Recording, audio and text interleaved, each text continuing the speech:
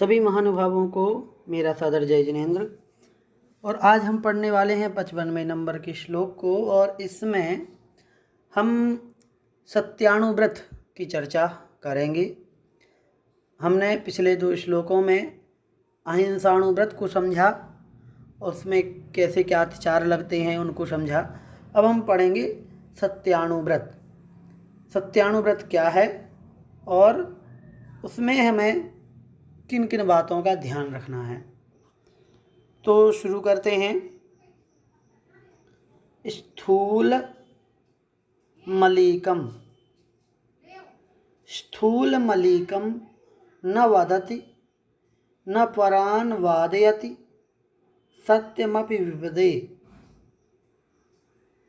न परान वादयति सत्यमपि विपदे यत्तद्वदन्ति। क्या पढ़ेंगे इसको? यत्तद्वदन्ति संतः स्थूलमृषावाद वैरमणम्, स्थूलमृषावाद वैरमणम्। पूरा पढ़ते हैं एक बार। स्थूलमलीकं न वदति न परान् वादयति सत्यमपि विपदे यत्तद्वदन्ति सन्तः स्थूलमृषावाद वैरमणम्। एक बार और। स्थूलमलीकं न वदति न परान् वादयति सत्यमपि विपदे यत्तद्वदन्ति सन्तः स्थूलमृषावाद वैरमणम्। ठीक है, क्या कहते हैं? स्थूलम अलीकम न वदति। स्थूलम, स्थूल मतलब मोटा, ये सही अर्थ है इसका। स्थूल मतलब मोटा। अब मोटे का मतलब जो बड़ा झूठ है ना, उसको ले लेंगे हम। अलीकम, अलीकम का मतलब है झूठ, असत्य। तो जो मोटा झूठ है या बड़ा झूठ है उसको नहीं बोलता है, न वदति। न परान वादयति, और ना दूसरों से बुलवाता है, ना स्वयं बोलता है ना दूसरों से बुलवाता है। उसी प्रकार से सत्यम अपि, यहाँ पर निकलेगा सत्यम और अपि, सत्य भी नहीं बोलता है। कैसा सत्य? जो विपदे यत, जिससे विपत्ति आ जाए, ये विपत्ति में कोई चला जाए, इस प्रकार का सत्य भी नहीं बोलता है। अब देखना, सत्य, सत्यानुव्रत की यही विडंबना है कि उसे अपेक्षा के अनुसार, परिस्थिति के अनुसार उसको चयन करना पड़ता है कि वह सत्य बोले या असत्य बोले। क्योंकि यदि कोई सामने वाला आपके एक सत्य से विपत्ति में पड़ जाए तो ऐसा सत्य भी नहीं बोलना है। इसके आगे और हम चर्चा करेंगे। अभी इसका सामान्य से अर्थ देख लें पहले कि मोटा झूठ भी नहीं बोलता है वो, इस बड़ा झूठ भी नहीं बोलेगा। अब बात यही आती है कि छोटा छोटा झूठ चल जाएगा, इसका मतलब है ना, छोटा छोटा झूठ चल जाएगा। तो बड़ा क्या है, छोटा क्या है, तो आगे पहले अपन चर्चा करेंगे तो बहुत सारी बात समझ में आ जाएंगी। तो सत्य भी नहीं बोलेगा। विपदे यत, यहाँ पर निकलेगा क्या? देखो, इस जगह पर 3 शब्द हैं, यत, तत् और वदन्ति। ये यत मतलब जो, तत् मतलब वह, वदन्ति मतलब कहते हैं या बोलते हैं। ठीक है, तो विपदे को यत के साथ जोड़ना है कि सत्यम अपि, सत्य भी, ये ना इधर से आ जाएगा, नहीं बोलता है। यत विपदे, जो विपत्ति में डाल दे। ठीक, ऐसा भी नहीं बोलना है। तो इस प्रकार का जो स्थूल झूठ नहीं बोलना और विपत्ति में डाल दे ऐसा सत्य भी नहीं बोलना। इस प्रकार का वदंती संतः, संतः मतलब जो सत्पुरुष हैं या महापुरुष हैं वो वदंती कहते हैं इसको क्या, स्थूल मृषावाद वैरमणम। क्या कहते हैं इसको, स्थूल मृषावाद वैरमणम। देखो ये यहाँ पर तोड़ करके लिखा गया है, स्थूल मृषावाद वैरमणम। स्थूल मतलब मोटा, मृषावाद मतलब झूठ बोलना, और वैरमणम मतलब त्याग या विरत होना। तो झूठ, मोटे रूप से झूठ बोलने का त्याग करना, इसको कहते हैं सज्जन पुरुष या महापुरुष। ठीक है, अर्थात इसी को सत्यानुव्रत कहते हैं। ये बात इसमें समझ में आ गई। ठीक है, अब चलते हैं थोड़ा इसके टीका में कि और इसमें क्या विशेष समझाया गया है।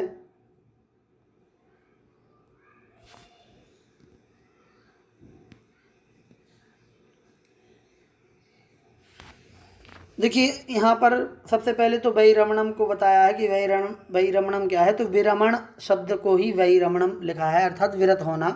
ठीक है, त्याग करना। स्थूल का अर्थ है, अब यहाँ से पढ़ेंगे। स्थूल का अर्थ यह है कि जिसके कहने पर निज और पर के लिए राजादिक से बद्ध बंधन आदि प्राप्त हो। मतलब ऐसा झूठ जिससे स्वयं को या किसी दूसरे को राजा इत्यादि या शासन प्रशासन के द्वारा बद्ध-बंधन, है ना, दंड प्राप्त हो जाए। इस प्रकार का झूठ जो है ना वो मोटा झूठ कहलाता है। ये बात थोड़ा सी क्लियर हो जाना चाहिए कि स्थूल झूठ और सूक्ष्म झूठ का क्या मतलब। तो आप ऐसे समझ सकते हैं कि घर में हम कभी कभी मजाक में या आपस में कुछ छोटी छोटी बातों को लेकर के झूठ बोलते रहते हैं, है ना। कि किसी ने कहा कि तुमने खाना खाया क्या, हमने कहा कि अभी तो नहीं खाया, तो चलो आओ खा लेते हैं। अरे नहीं नहीं मैं तो मजाक कर रहा था। तो इस प्रकार की जो बातें हैं वो सूक्ष्म झूठ है, मजाक वाली बात है। तो है तो वो झूठ, है ना। लेकिन वो झूठ जिससे किसी को दंड मिल जाए, किसी का वध हो जाए, किसी की जान चली जाए, वो कहलाता है स्थूल। तो जो सत्यानुव्रती होगा वो कम से कम उस झूठ का त्याग करेगा। पहले नंबर, वो इस प्रकार का झूठ नहीं बोलेगा कि किसी की जान पर बनाए। इस प्रकार का मजाक भी नहीं होगा किसी की जान चली जाए। कई बार ऐसा होता है कि परीक्षा परिणाम आया किसी का बच्चे का, और उसके दोस्तों ने उसको बोल दिया अरे तू तो फेल हो गया। उसने सुना अरे मैं फेल हो गया, उसको हार्ट अटैक आ गया, या वो जाकर के छत पे से कूदा गया कि मैं फेल हो गया। उसने खुद भी नहीं चेक किया जा करके, क्योंकि उसे पता था मेरे दोस्त झूठ नहीं बोलेगा, और उसने अचानक से झूठ बोल दिया। तो ये सब इस प्रकार का झूठ जो है कि किसी की जान चली जाए या मजाक भी ज़्यादा गहरा हो जाए, तो वो नहीं करना चाहिए। वो इस जो सत्यानुव्रति है उसकी कोटि में ये दोष पैदा करेगा। ठीक है,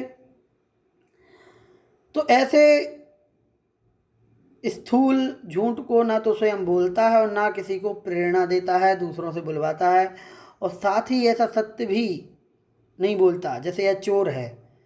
इस प्रकार ना स्वयं बोलेगा ना दूसरे से बुलवाएगा सत्यानुव्रति, क्योंकि जैसे ही वो बोलेगा वैसे ही उसको चार लोग आकर के पीटने लग जाएंगे। ठीक है, तो अब आप कहो कि भैया है तो फिर तो सत्यानुव्रत लेना ही नहीं चाहिए, क्योंकि ये तो फिर चलेगा ही नहीं सोसाइटी में। तो भैया सोसाइटी को छोड़ने के लिए ही इन सब चीज़ों को लिया जाता है, सोसाइटी में रहने के लिए नहीं। मुनि व्रत या महाव्रत लिए जाते हैं कि संसार और उसकी माया को, संसार के जंजालों से छूटने के लिए, ना कि उसमें और व्यवस्था बनाने के लिए। इसलिए तो आगे और अपन पढ़ते देखो, उमा स्वामी महाराज ने असत्य का लक्षण लिखा है। ये तत्वार्थ सूत्र जी का सूत्र है, असदविधान मन्नतम, असदविधान मन्नतम। अब इसको चार प्रकार से इन्होंने व्याख्या की है, चार प्रकार से व्याख्या होती है इसकी। तो वो मैं आपको सीधे सीधे, इसमें संस्कृत में भी व्युत्पत्ति बताई है, लेकिन मैं सीधे हिंदी का अर्थ बता देता हूँ। पहला अर्थ तो ये है कि अविद्यमान पदार्थ का कथन करना, जो बात है ही नहीं या जो वस्तु है नहीं उसको बोलना, ये पहला अर्थ है इसका। जैसे देवदत्त के रहते हुए भी कहना कि देवदत्त के ना रहते हुए, जो नहीं है फिर भी कहना कि है, तो देवदत्त के ना रहते हुए भी कहना कि देवदत्त है। किसी से पूछा, कहा घर पर ही हैं, अब वो नहीं था फिर भी कह दिया नहीं है, तो ये किस प्रकार का है? ये है कि नहीं होने के बावजूद भी वस्तु को कहना।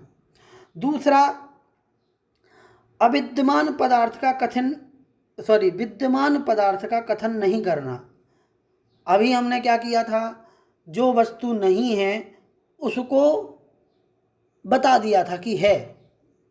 अब ये कर रहे हैं कि जो विद्यमान है उसको कह दिया कि नहीं है। अब जैसे कि कहा कि देवदत्त है घर पे, फिर भी कह दिया कि देवदत्त नहीं है। आपने खाना खा लिया था, फिर भी कह दिया नहीं खाया है। ठीक, जैसे छोटे में होता था ऐसे ही, प्रसाद मिलता था। अब तो खैर प्रसाद नहीं खाते हैं, लेकिन हमारे गांव में ऐसा होता था कि वो श्रीफल फोड़ते थे वो दूसरे लोग, छोटे थे जब बच्चे, तो प्रसाद लेने जाते थे तो पूछते थे, अब बहुत सारे बच्चों की भीड़ लग जाती थी, तो पूछते थे क्यों तुम्हें मिल गया क्या, मिल गया? तो अक्सर बच्चे लेने के बाद भी ये कहते थे कि नहीं मिला, नहीं मिला। ठीक है, तो वही वाली बात है कि एक बार मिल गया फिर भी कह रहे हैं अरे अभी नहीं मिला, जिससे दूसरी बार मिल जाए। तो यही है कि विद्यमान होने के बाद भी उसको ना कहना। तीसरा अर्थ इसका निकलता है कि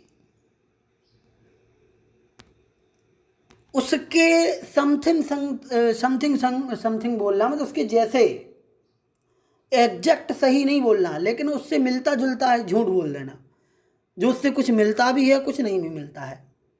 यहाँ पर उदाहरण दिया हुआ है कमंडलू का। कमंडलू को घट करना कहना, घट मतलब घड़ा। अब कमंडल है, उसको अब कोई दूसरा व्यक्ति है वो नहीं जानता ये कमंडल है कि क्या है, नाम नहीं पता, तो कहते अरे भाई साहब ये घड़ा यहाँ से हटा देना। अरे भैया वो घड़ा नहीं है, वो कमंडलू है। हाँ हाँ ठीक है वही। तो अब क्या हुआ कि उसने कमंडलू, उसको पता नहीं था तो घड़ा बोल दिया उसने। तो क्यों बोल दिया? क्योंकि उसमें घड़े में भी पानी भरा जाता है, उसमें भी पानी भरा जाता है, तो पानी भरने की अपेक्षा से वो लगभग घड़ा ही है। तो लेकिन पूर्णतः सत्य नहीं है।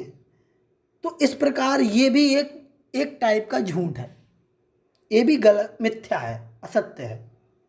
ठीक, तो इस प्रकार का ये।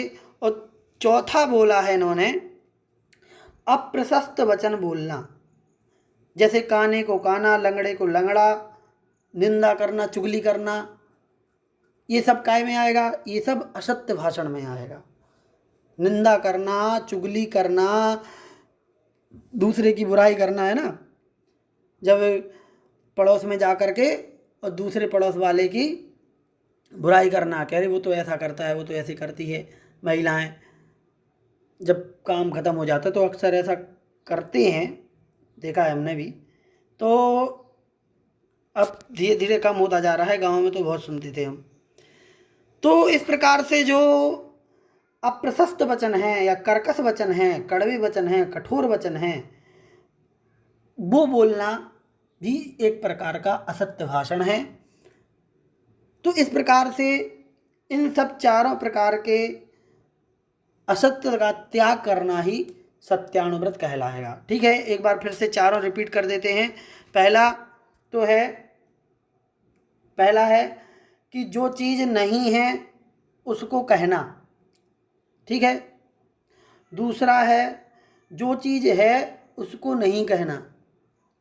तीसरा है उससे मिलता जुलता ही अधूरा सत्य बोलना, ठीक, वो भी असत्य कहलाएगा। और चौथा है अप्रशस्त, कठोर, निंदनीय, गाली इत्यादि, चुगली, इत्यादि, या फिर काने को काना, लंगड़े को लंगड़ा, जो दूसरे को पीड़ा दे, इस प्रकार के वचन एक शब्द में यदि कहा जाए तो ऐसे वचन जो दूसरे को चुभें, उसको दुखी करें, वो सारे वचन अप्रशस्त वचन कहलाएंगे, वो सारे झूठ कहलाएंगे, असत्य की कोटि में आ जाएंगे। इस प्रकार से अब एक दो चीज़ और है जानना जरूरी है। सत्यानुव्रति ऐसा सत्य भी नहीं बोलता है जो प्राण का घात करने वाला हो। जैसे ये उदाहरण सबने पढ़ा होगा, सुना होगा। शिकारी अपनी मुट्ठी में जिंदा चिड़िया की गर्दन दबाकर एक सत्यवादी से पूछता है कि बताओ यह जिंदा है या मरी। तो सत्यवादी विचार करता है कि यदि मैं इसे जिंदा कहता हूँ तो अभी हाल या गर्दन को दबा करके मार डालेगा, और मरी हुई कहता हूँ तो इसे छोड़कर कहेगा कि देखो यह तो जिंदा है, तुम कैसे सत्यवादी हो। तो ऐसा विचार कर सत्यवादी उत्तर देता है कि चिड़िया मरी है, और शिकारी ने तत्काल चिड़िया को मुट्ठी से छोड़कर कहा कि तुम कैसे सत्यवादी हो। मतलब उस शिकारी ने उस सज्जन को, साधु को क्या कर दिया, झूठा साबित कर दिया। लेकिन साधु को अपने सत्यवादी या असत्यवादी की चिंता नहीं थी, चिड़िया के प्राणों की रक्षा की चिंता थी, इसलिए उन्होंने चिड़िया के प्राणों की रक्षा के लिए झूठ बोल दिया। तो यहाँ जीव रक्षा का भाव होने के सामने एक है ना असत्य वचन भी सत्य वचन के रूप में परिणत हो गया। अब एक दूसरा प्रश्न है, बहुत ही महत्वपूर्ण है। देखिए, विचारणीय प्रश्न यह है कि सत्यवादी के सामने एक कातिल ने निरपराध व्यक्ति की हत्या कर दी। हत्या के अपराध में वह पकड़ा गया। गवाही के लिए उसे सत्यवादी को बुलाया गया। यदि सत्यवादी सत्य कहता है तो कातिल को प्राणदंड की सजा मिल जाती है, और असत्य कहता है तो छूट जाता है। उससे अन्याय का समर्थन कहलाएगा, जिसके फलस्वरूप उस कातिल के द्वारा अन्य दूसरे अनेक जीवों की भी हिंसा हो सकती है। इस स्थिति में सत्यवादी सत्य बोले या असत्य, एक प्रश्न है कि अब जो सत्यवादी है, सत्यानुव्रति है या सत्य महाव्रती है, वो क्या करे, वो सत्य बोले या असत्य बोल दे। तो इसका यहाँ पर देखिए बहुत ही अच्छा जवाब दिया है। उस परिस्थिति में क्या करना चाहिए, सत्यवादी 3 कार्य कर सकता है। प्रथम तो वह इस प्रकार की गवाही के चक्कर में पड़े ही ना, ठीक है।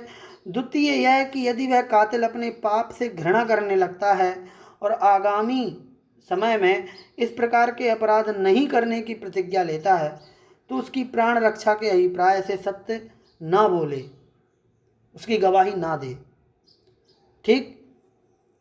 और तीसरा यह है कि भाई ये व्यक्ति तो अन्य लोगों की भी हिंसा कर सकता है बाद में, तो अनेक जीवों की रक्षा के अभिप्राय से सत्य बोले।